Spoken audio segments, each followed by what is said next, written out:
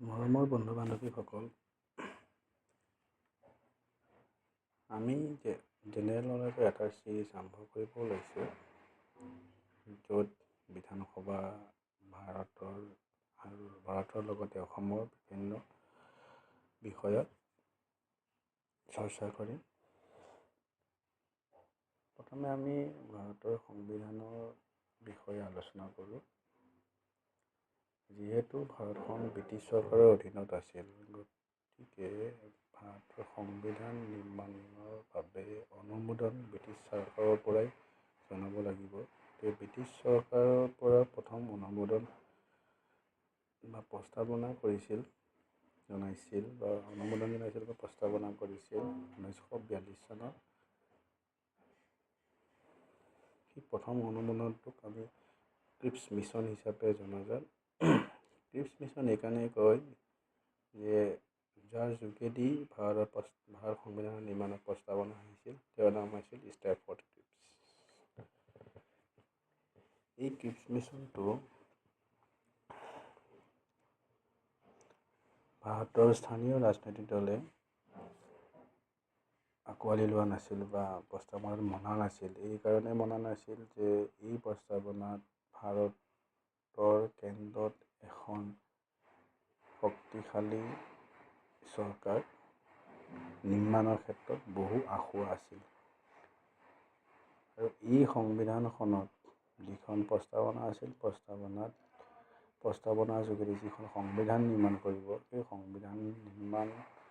সংবিধানখন ভাৰতৰ যদি কোনো ৰাজ্যই মানিবলৈ অস্বীকাৰ কৰে, তেনেহ'লে সেই সংবিধান নেমানিবও পাৰে আৰু তেওঁলোকে নিজৰ সংবিধান লিখিব পাৰে।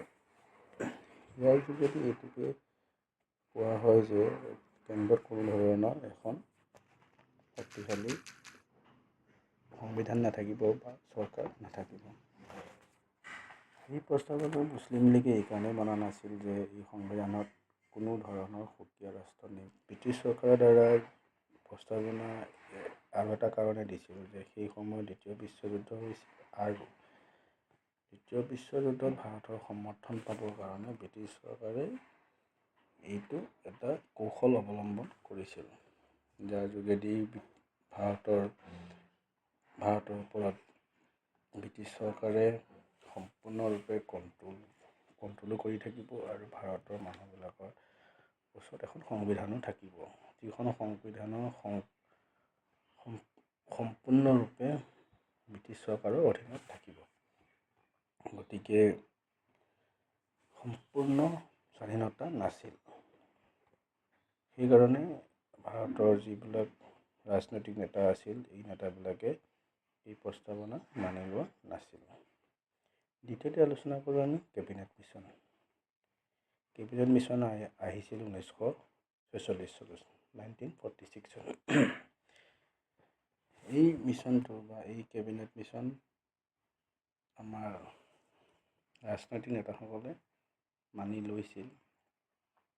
এই মিছনত 3জন ব্যক্তি মূলতে আছিল ব্ৰিটিছ চৰকাৰৰ ফালৰ পৰা। প্ৰথমে আছিল লৰ্ড পেট্ৰিক লৰেন্স, আৰু প্ৰথমতে ক্ৰিপছ মিছনত অহা ষ্টেফৰ্ড ক্ৰিপছ, আৰু এজন আছিল A.B. আলেকজেণ্ডাৰ। ভাৰতৰ ৰাজনৈতিক দলে এখন চৰকাৰ গঠন কৰিব লাগিব আৰু এই চৰকাৰৰ যিজন মুৰব্বী হ'ব বা যিজনক মনোনীত কৰিব, তেওঁ ব্ৰিটিছ চৰকাৰৰ লগত পোনপটীয়াভাৱে যিকোনো বিষয়ত আলোচনা কৰিব পাৰিব আৰু এখন অন্তৰীম চৰকাৰ নিৰ্মাণ কৰিব লাগিব।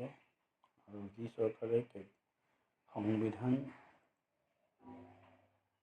একচেপ্ট নকৰালৈকে বা সংবিধান বলবৎ নোহোৱালৈকে এই চৰকাৰখন থাকিব, আৰু সংবিধান বলবৎ হোৱাৰ পাছত এই চৰকাৰখন নাইকিয়া হ'ব বা ডিছমিছ কৰা হ'ব। গতিকে এই দুটা প্ৰস্তাৱনা আছিল, আৰু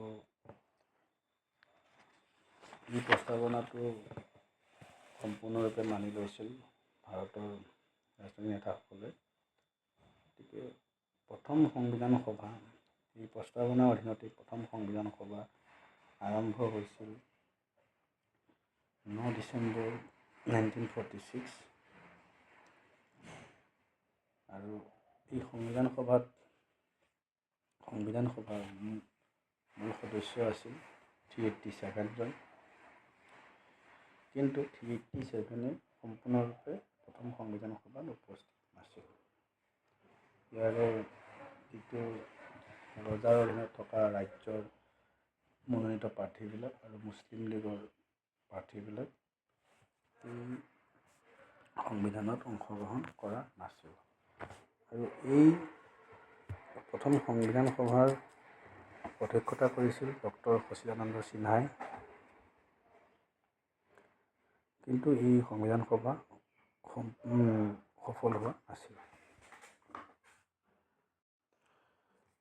দ্বিতীয় সংবিধান সভা আৰম্ভ হৈছিল এদিনৰ পাছত 11 ডিচেম্বৰ 1946 আৰু এই অধ্যক্ষতা কৰিছিল ডক্টৰ সৰ্বপল্লী ৰাধাকৃষ্ণনে। এই সংবিধান সভাতে সংবিধান ৰচনা কৰাৰ কমিটি গঠন কৰা হৈছিল। প্ৰথম সংবিধান সভাত উপস্থাপন কৰিছিল 26 নৱেম্বৰ 1949 বা 1949 চনত, আৰু ইয়াক অনুমোদনো জনোৱা হৈছিল। আৰু এই সংবিধানখন লাগু হৈছিল 26 জানুৱাৰী 1950 চনত। যিহেতু সংবিধান সভাই অনুমোদন জনাইছিল 26 নৱেম্বৰ 1949 চনত, গতিকে 26 নৱেম্বৰৰ দিনা আমি সংবিধান দিৱস হিচাপে পালন কৰোঁ।